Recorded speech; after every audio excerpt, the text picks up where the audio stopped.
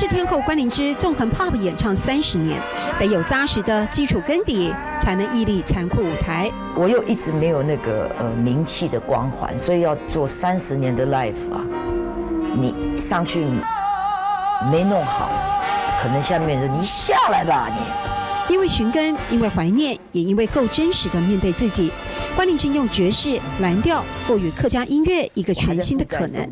但是我那时候发下豪语，我一定要做一张最棒的 CD， 把我30年所有的精华，用我的母语结合，那花多少钱我在所不惜。入行30年才得奖，绝对是晚成。但关灵芝笑称，第一次用母语演唱发片就得奖，还是感谢上天眷顾。在音乐圈里面有很多像我这样子的人，做了10几年、20几年，但是还是很飘飘荡荡的哦。那我这句话是鼓励他们的。都说演艺圈残酷，台上1分钟，台下10年功，得耐得住磨，耐得住寂寞，没有松懈的本钱。像我的 Facebook 上面有很多年轻的歌手都来留言，他希望我给他的歌唱意见，或者是希望来认识我。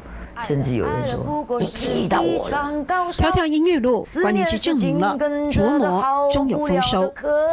真的是一开口让我们觉得如痴如醉。很少问啊，平常是我用保养嗓歌，平常怎么保养喉咙呢？嗓子？我多运动，多喝水。多运动，多喝水。是的。金曲奖开了一扇窗，让大家听见关灵芝。我属于她丰沛、丰富的才华。现在终于不被埋没，有机会慢慢的展现在大家面前。